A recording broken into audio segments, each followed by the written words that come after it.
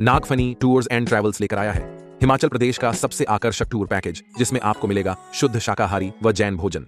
अमृतसर, डलहौजी, धर्मशाला, कुल्लू, मनाली, शिमला, चंडीगढ़ आदि सभी tourist destination आज ही कराएं। अपनी बुकिंग संपर्क करें। श्री महावीर जी, भूपेंद्र जी जैन। एक हमारे शास्त्रों में कहानी आती है कि एक महाराज कुष्ठ रोग से ग्रसित थे। तो राजा के पास जाकर के लोगों ने कहा, जैन मुनि बहुत गंदे होते हैं, कोड़ी हैं साहब, इनको राज्य से बाहर निकालो। ये नगर के बाहर आके ठहरे हैं, ये ऐसे हैं, इसलिए कोड़ निकला, नहाते नहीं है, ये नहीं करते, वो नहीं करते। बहुत जगह राजा को भर दिया। राजा को भर दिया, मुनि की बुराई हो रही थी, निंदा हो रही थी, जम की बुराई हो रही। अब भर दिया। अब राजा तो संकी होते, जितने बड़े आदमी होते ये कान के कच्चे बहुत होते हैं क्योंकि ये जमीन लेवल पे तो रहते नहीं, ये फील्ड पे तो कभी रहते नहीं। इनके तो कान भर कान के कच्चे, ज्यादातर बड़े आदमी बहुतायत कान के कच्चे होते, क्योंकि वो फील्ड पे होते ही नहीं, उनको मालूम ही नहीं रहता। अब जितने ये बड़े बड़े मजिस्ट्रेट होते ना, ये फील्ड पे रहते ही नहीं, ये तो सब वकीलों से सुनते हैं। जिसका तर्क अच्छा निकल गया, फैसला उस पक्ष में दे देते हैं। तो सदा से चला आया, राजा महाराजा हैं, बड़े लोग हैं। तो लोगों ने कह दिया, राजा को ध्यान आ गया, बोले यदि ऐसा है, यदि जैन साधु कोड़ी कुश्ती हैं तो इनको राज्य से बाहर निष्कासित करो, राज्य में प्रवेश वर्जित करो। यदि ये इस प्रकार के हैं, स्नान नहीं करते, मंजन नहीं करते और इस प्रकार बीमारी है, तो राज्य से बाहर करो। एक मुनि भक्त बैठा था, एक जैन बैठा था, वो भी महाराज के दर्शन करके आया था। और वह महाराज वैसे थे, सही में जैसा सभा में बोला जा रहा है वैसे ही महाराज थे। लेकिन जब उसने निंदा सुनी तो वो खड़ा हो गया, बोले साहब ये झूठ बोल रहा है, ये झूठ बोल रहा है, मैं जैन हूं, जैन मुनि कभी कोड़ी नहीं हो सकते। उनके शरीर से तो सुगंध निकलती है, दुर्गंध का सवाल ही नहीं होता। उनके शरीर से तो सुगंध निकलती है। अब कोर्ट का क्या है, यदि कोई ने एक एप्लीकेशन लगा दी तो पेशी एक लगा दी, साहब मुझे भी सुना जाए ऐसे ही करते हो ना। अब राजा ने कहा, साहब मैं भी बोल रहा हूं, मैं जैन हूं और मैंने भी दर्शन किया।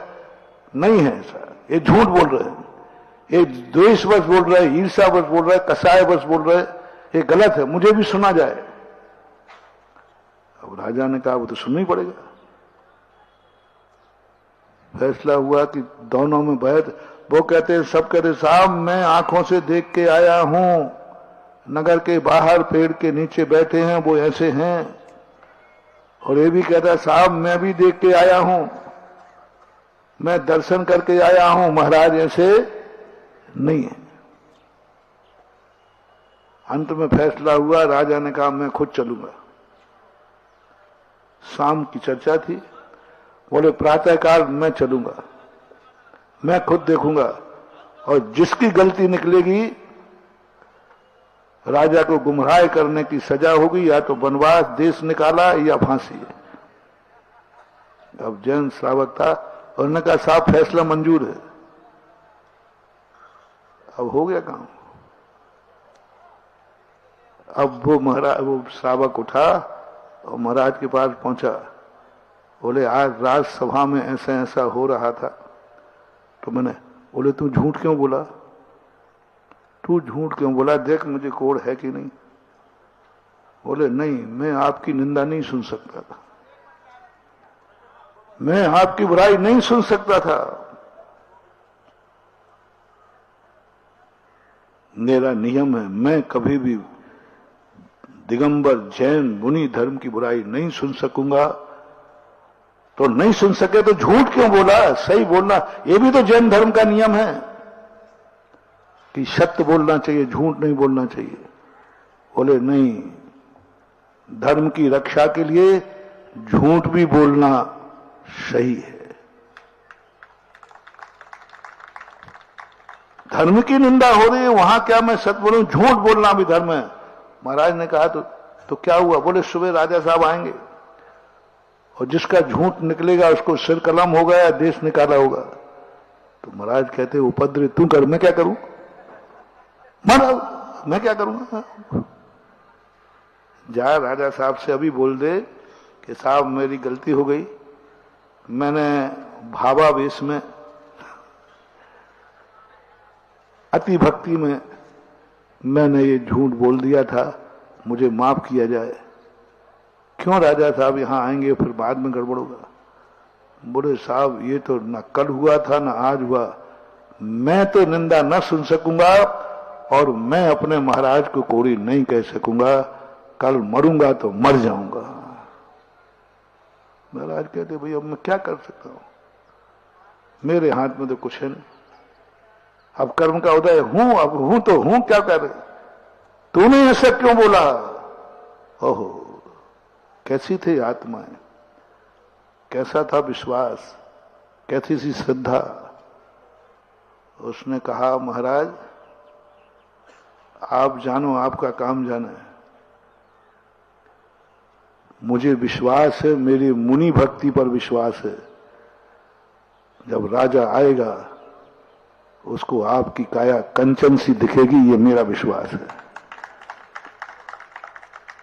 कैसे दिखेगी बेटा? तुम मैं समझ दे मैं कितना बीमार हूं, सारी दवाइयां हो चुकी हैं, सब कुछ हो गया, ये असाध्य रोग है, इसका कोई इलाज नहीं है।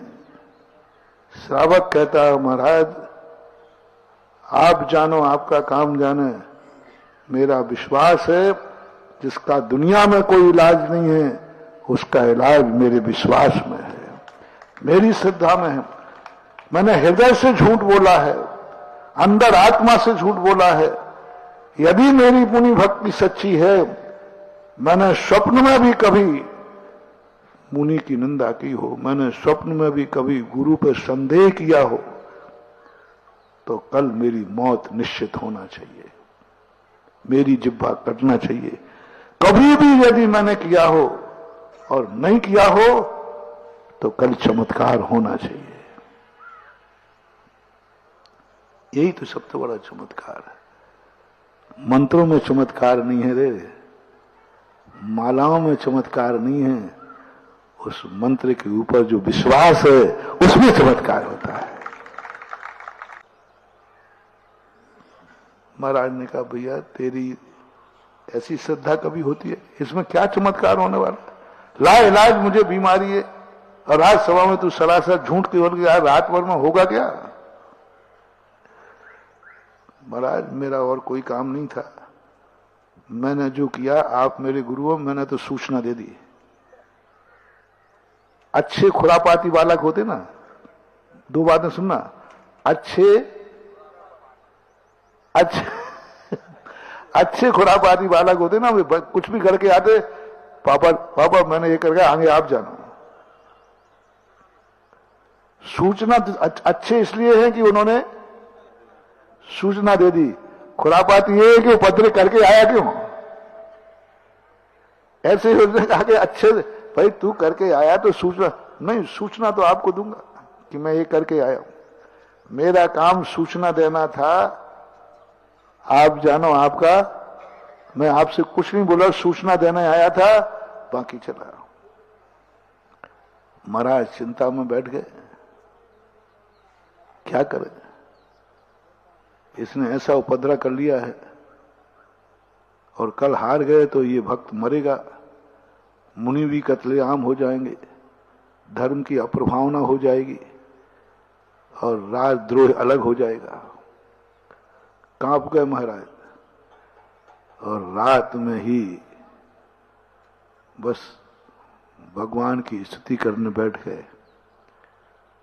कौन सा स्तोत्र? एक ही भाव स्तोत्र।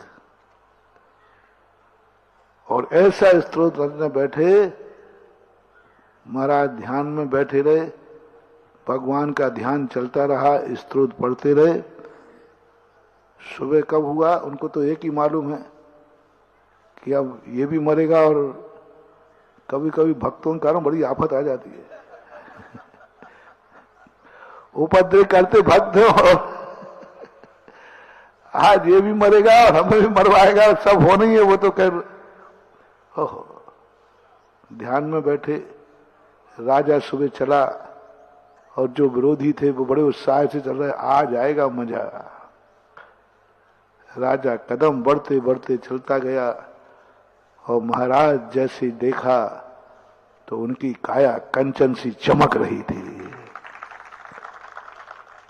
पूरी काया चंदन चमक रही थी।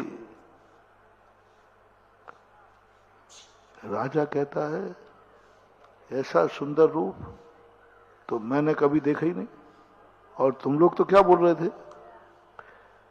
जिन जिन ने बोला था इन सबको बंदी बना लो और उनके सिर कलम कर दो। झूठ बोलते। उधर महाराज ने जब सुना कि अरे यहां तो कत्लेआम का आदेश हो गया, तुरंत महाराज अपने ऊपर कितना भी कष्ट आ जाए तो मौन रहते हैं और दूसरों के कष्ट को देकर मौन का नियम हो तो मौन तोड़ देते हैं। जैन साधु की पहचान देख, पर कष्ट आ जाए तो मौन धारण कर लेते हैं, कुछ नहीं बोलते। और दूसरों पर कष्ट आ जाए तो मौन लिया हुआ तोड़ देते हैं। वैष्णव कुमार महाराज ने जब देखा दूसरों कष्ट के लिए चतुर्मार्ग छोड़ दिया, और अन्यथा ऐसे ध्यान में बैठे थे कि सांप आ जाए, शेर खा जाए, कुछ भी आज नहीं टिकेंगे। लेकिन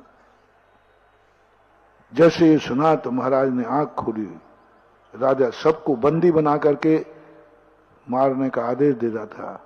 महाराज ने कहा, शांत पापम, शांत पापम। बोले नहीं महाराज, माफ मत करवाओ इनको। इन लोगों के कारण, झूठ बोलने के कारण अनर्थ होने वाला था। वो तो इस श्रावक की बदौलत है जो अनर्थ बच गया, नहीं तो मैंने गलत आदेश दे दिया था, अनर्थ हो जाता। ये लोग झूठ बोले हैं। बोले नहीं, वो झूठ नहीं बोले हैं, कनिष्ठ उंगली में थोड़ा सा बच गया था। बोले मैं वही हूं। तो फिर रात भर में ऐसी कौन सी औषधि ली? बोले कोई औषधि नहीं, एक भक्त की भक्ति का चमत्कार है। ये भक्त की भक्ति का चमत्कार है, ये विश्वास का चमत्कार है। इसलिए अपनी जिंदगी में कभी हो अपनी आस्था और विश्वास कितना है। हम दुनिया में अतिशय घूम रहे हैं, हमें अपनी भक्ति पर विश्वास नहीं, अपने आप पर विश्वास नहीं, हमें अपने नमोस्तु पर विश्वास नहीं है। सबसे बड़ी कमी है। क्या करोगे?